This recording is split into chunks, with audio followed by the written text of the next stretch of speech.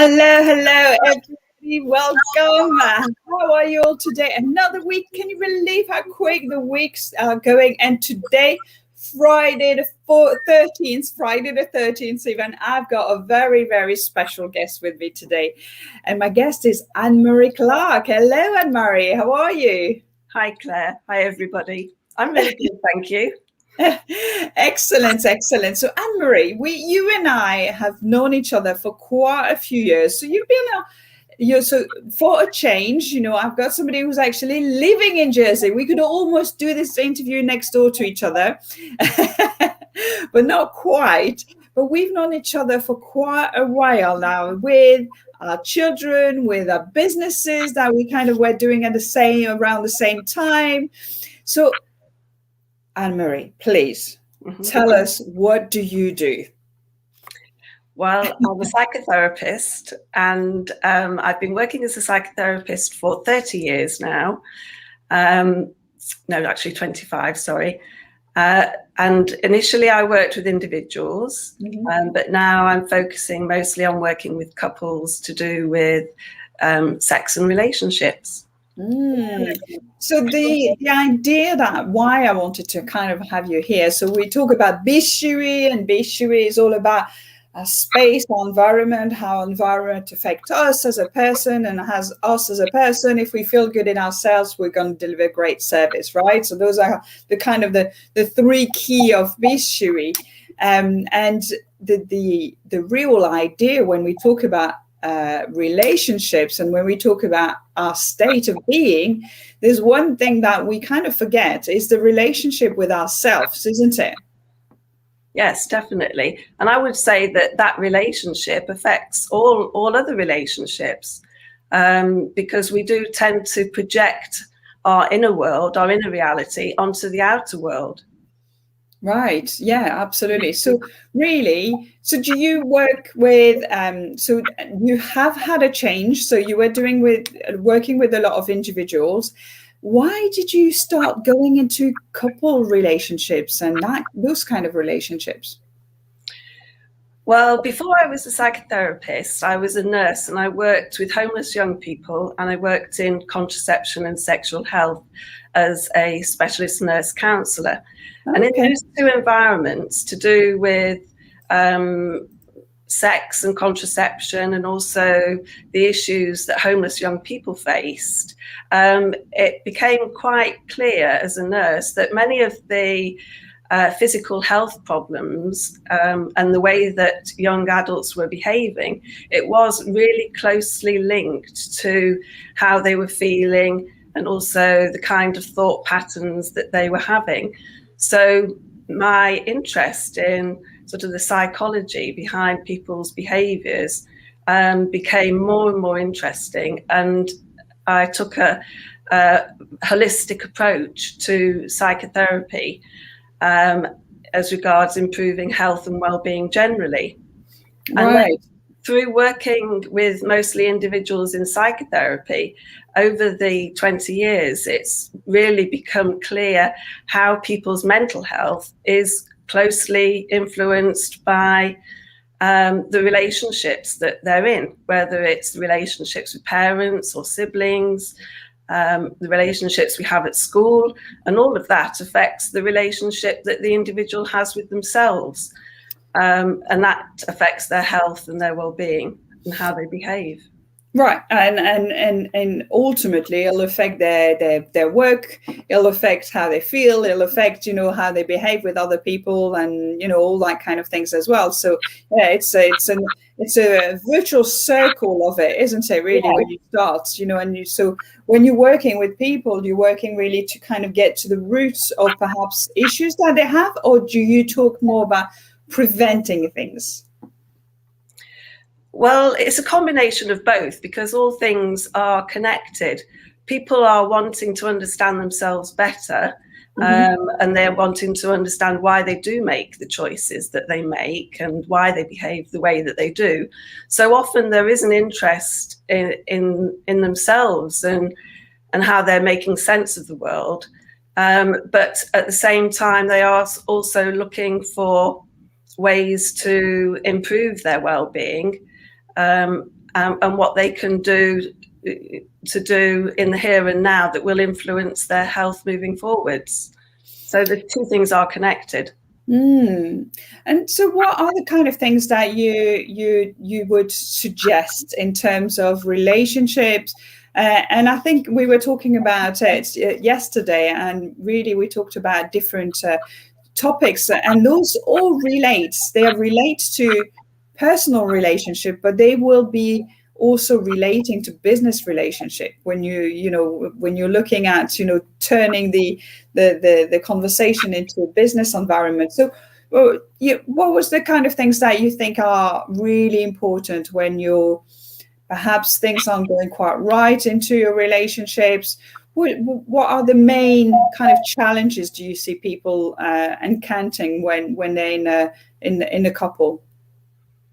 Well, both in the domestic environment and also in the work environment, I think people really do struggle with being fully present in the moment that they are in and in the reality of that moment that they're in.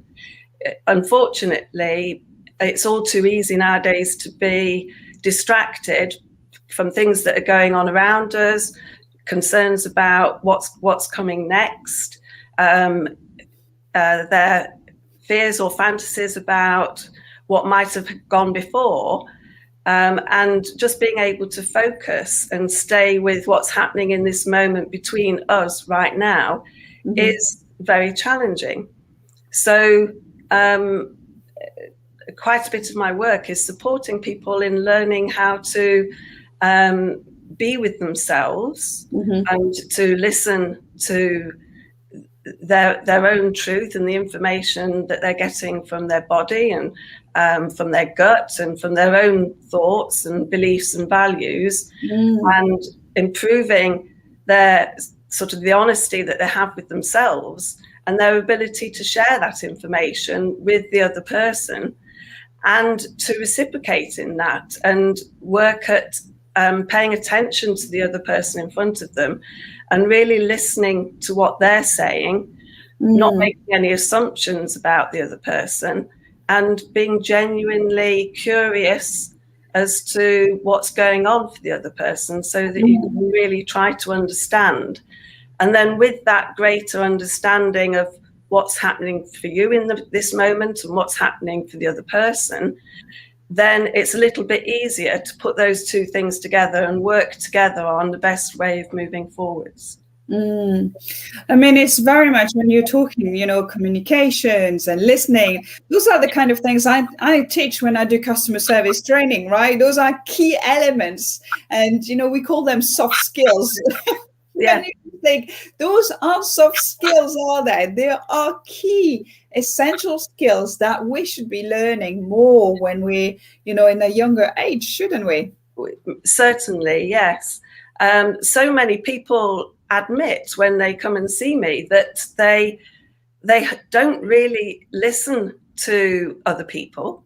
They're so sort of caught up in their own agenda and what they're wanting to say, what they're really wanting to do. And they sort of listen to the first few words of what the other person's saying, and then they finish it off for themselves and jump in with something else. So they completely misunderstand the other person. And also people admit to not really being honest. Right. And not asking questions either. So there's a whole host of information, really important, vital information about both parties that's just not being looked at and worked with and worked through. So, if we can sort of learn the art of mindfulness and really tuning in with our five senses as to what we see in front of us, what we hear them saying, what we sense in our own bodies about what's going on and what might be happening between the two of us, and then we can sort of speak about it and ask about it and work out how to move forwards together. Wow, Marie, this is just hits me. I talk about the five senses all the time. You know, when we talk about the creating an environment to connect with people on an emotional level, being able to really kind of hear, listen, smell, touch, all those senses are so powerful, isn't it? I love it that you just brought this up as well. It is relearning some very simple things that we've forgotten, really, isn't it? That's right. It's those things that make us human, and unfortunately, with the advancement of technology and our reliance on it, more and more of us have become disconnected with our own bodies. We're not able to connect with each other through our five senses as easily, and it's things like smell and taste and touch that are essential aspects that help us to connect with one another and are part of the natural sort of attraction and sexual responsiveness. So they're a really important part of connecting. I was reading, actually. I've been researching into shamanism in Hawaii, and they were talking about the way they say hello or namaste. They say, and the kissing with the nose, because this is where that relationships connect, that connection connects with each other. That's the way that they really truly connect with each other and saying, yes, I'm connected with you through our body. It's very interesting the way it all relates with each other, doesn't it? Yes. Well, there's chemicals inside our breath and inside our saliva that are all part of the attachment process. So, smelling one another and kissing are all really important parts of connecting emotionally as well as sexually. And unfortunately, when couples have been together for a long period of time, often those sort of the initial parts of foreplay start to get skipped. They do less hand holding, less kissing, and begin to feel increasingly disconnected from one another. And it can lead to sort of problems further on as regards, sexual connection and intimacy. So what happens again, I think, is something that I talk about all the time, but you mentioned that as well, and I love that. What happens really when you meet somebody and you kind of I quite fancy you. What really happens in your body? Come on, Anne-Marie, tell us all about this. Well, you're releasing some kind of hormones on you. So many different things happen. I wouldn't want to begin to generalize it, because we're all so unique. Right. But different things are triggers for us, whether it is to do with chemicals and hormones, or whether it's to do with visual aspects if we see something that we really like. But what we like is also influenced by the relationships that we've had in the past and how we sort of pattern match.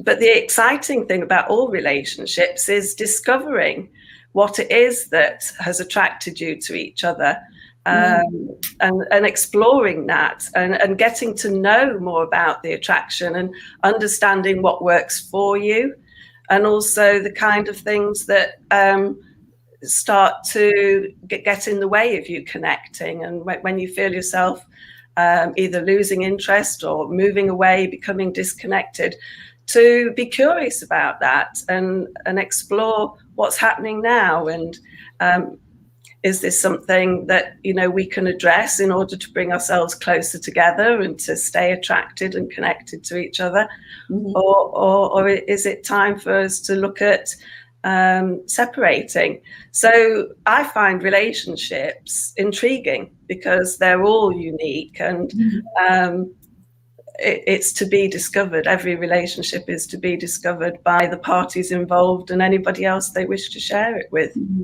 And I guess there's a lot of energy in there as well, isn't it? That kind of, that when you talk about, that connections, that's the energy that, you know, we can bring into the you animate, that's the right word, isn't it? As a, you know, when you connected with each other, there's a connection, that's that energy where you're feeling together.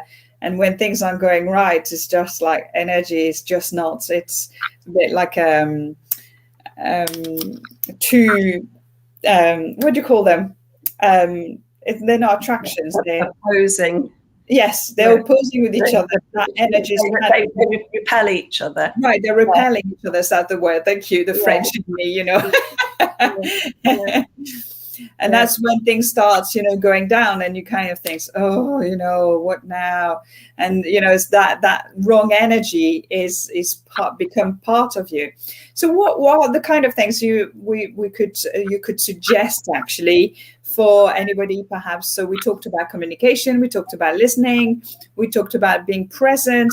There was something else that you mentioned as well, that, you know, we need to kind of keep going as well, and kind of keep at it, just to keep our relationships. And that is true for a couple relationship, but that is true in anything, you know, in our family, even our businesses. I think not a lot of time we bring that kind of joy and fun, isn't it? That's the kind of things that you always suggest. Yeah.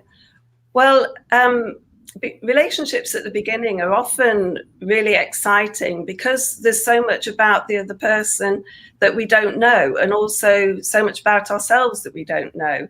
So we're attracted to that finding out, and that discovery of the unknown. And in that act of discovering, we also have to be quite brave and take risks.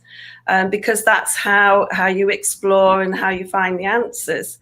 So in order to keep a relationship thriving and engaging, we need to maintain the effort of playfulness and curiosity, and take risks to have new experiences together, so that we can discover more about the other person, but also discover more about ourselves and other directions that you can take the relationship in. So it remains an organic thing that is changing over time.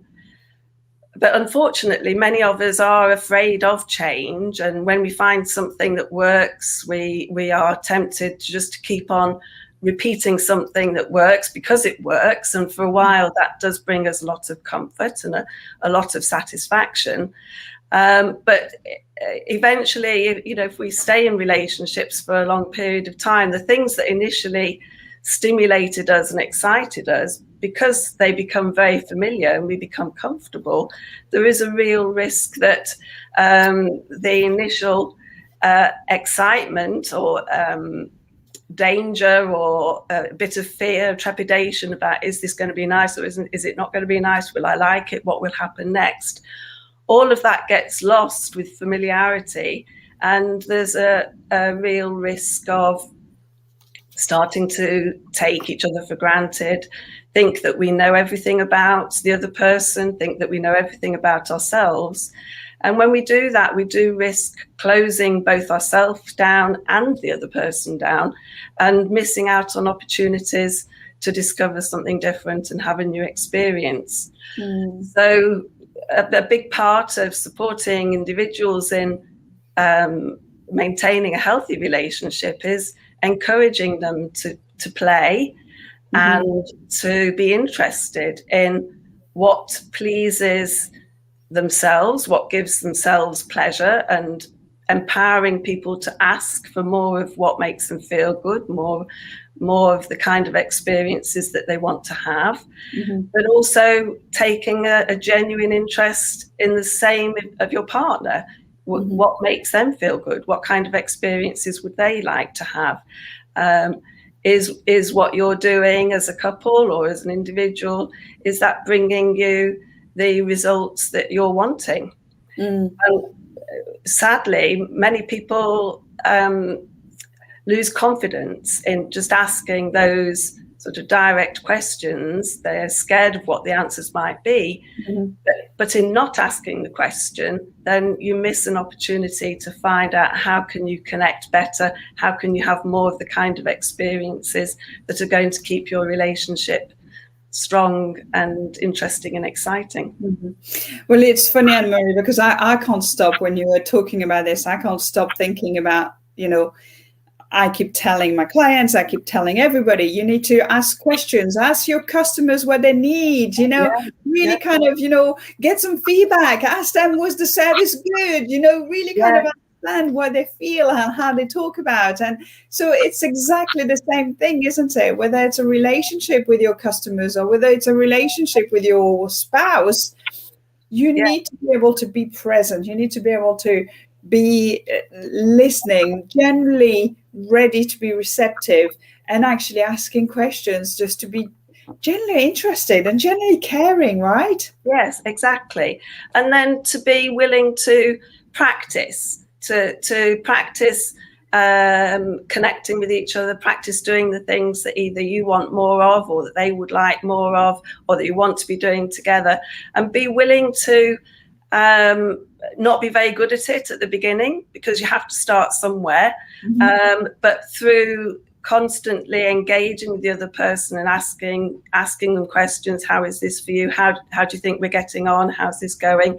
Getting the feedback from the other person as well as listening to yourself. With practice, you will improve your skill and then increase the amount of pleasure that you're both experiencing. Yeah, that's fantastic. Yeah, that's just beautiful, isn't it? And we say practice make perfect. I'm not even sure if perfect is. Do we really ever become perfect? I guess we all change as well. So although things become really, really good, perhaps you're going to change yourself in things that you like or you don't like, I guess.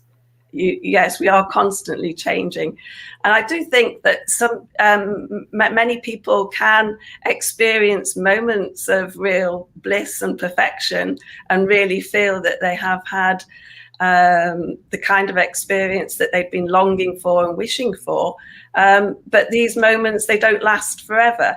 And so I think it's really important that people do manage their expectations about what's really possible and what reality is like, and that it's actually those times in between those peak experiences where we are just doing our best and we're putting the effort in. It's not necessarily perfect, but for as long as we feel that the other person is remaining engaged with us, that they're interested and that they're trying. So we feel that stability that comes from their persistence of wanting to have good experiences or to work together through the difficult experiences, that it's that persistence and that practice that builds trust and also safety. And the more, the safer we feel in our relationships, then the more courageous we'll be at playing, taking risks, being more honest with ourselves, being more honest with each other, and it all sort of goes round in a cycle of growth, hopefully. Yeah, fabulous. Rather than the spiral down that we talked about right earlier, when things start going wrong and you shut it down, you're shutting communication, you're shutting everything, and then that's it. It's really hard to come back when that happens, isn't it? I'm guessing. Yes, yeah, and when things do start to go wrong, those are opportunities to discover more about yourself and more about the other person. So they're good opportunities. Things not working out are just opportunities to find a new way of connecting. Yeah, that's exactly what I said to customers, get them to complain, get them, it's only because somebody's complaining that you're going to learn how to improve one thing or another, so, and again, it's nice when somebody gives you a compliment, or it's lovely when somebody, say something, that, you're looking good in that dress, but it's something that, you feel good again because somebody's making the attention, is giving you that little compliment. And it's the same, if they tell you that the steak is lovely. Yes, that's right. We all benefit from learning how to take feedback, even if that feedback is not sort of the the desirable feedback that ideally we would like, because all feedback is useful information that we can either choose to use to improve things, and we can always discard it as well. But it is a great opportunity. Mm-hmm, mm-hmm. Very, very true. That is true. We all have the choice to listen to it, take it, or leave it. Yeah, definitely. So, Anne-Marie, so you are based in Jersey, our little island of Jersey between France and England. Yes, I keep saying that because, you know, otherwise New Jersey could be, suddenly we could have a New Jersey in the island. No, this is the old Jersey. And you are based at the Lizo Centre, aren't you? Yeah, the Lido Medical Centre in St. Yes. And you've been there for quite a while now as well. So a lot of local people know who you are. But there's your website just down here if anybody wants to, you know, to connect. And you've also been, obviously, with the lockdown and everything, you've been doing a lot more consults virtually, online. Yes. I've even heard you've got American clients, you know, from LA. I do. Yes, I did my sex and couple therapy training in California. And since then, I've been getting referrals from there. And I do work with couples as well online, as well as in Jersey as well. And I invite some couples, say from the UK, to come over to Jersey for a break, but to do some therapeutic work whilst having their break from the UK. That's a really lovely idea. Yeah. And I think if I remember how we actually met, you were actually, I think at the time I was working in hotels and you were trying to set up some retreat for people to actually come and learn to become psychotherapists. Yes, I did. Well, you're talking about two things there. I did invite individuals over on therapy breaks here in Jersey. And I also set up a 4-year diploma training in integrative psychotherapy. And we had 20 students. Wow. 13 were from Jersey. There was a few from Iceland and France. And 20 people graduated in the end. So it worked out really well. Oh, that's excellent. Excellent. Are you planning any more retreat, or are you kind of doing them when you feel that perhaps the people really need a break? Well,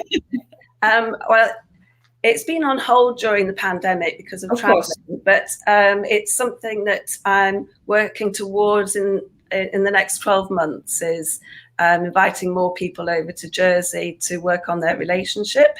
And intimacy, and also building up my online presence, which is why I accepted your invitation to do this, because I've not done anything on social media before. So excellent. Yeah. So we'll be seeing you whizzing around social media in a few months' time. Yeah. maybe 6 to 12 months. But okay, that's your challenge. That's my challenge to you. Yeah.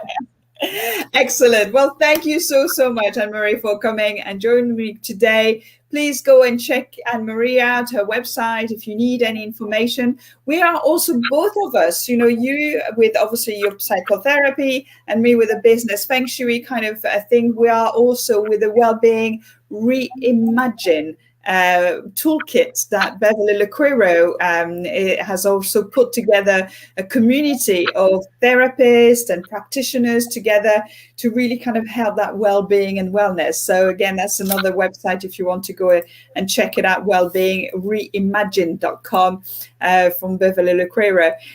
So you'll find Anne-Marie there as well. And if you need anything and you can't find it, message me and I'll get you in contact with Anne-Marie.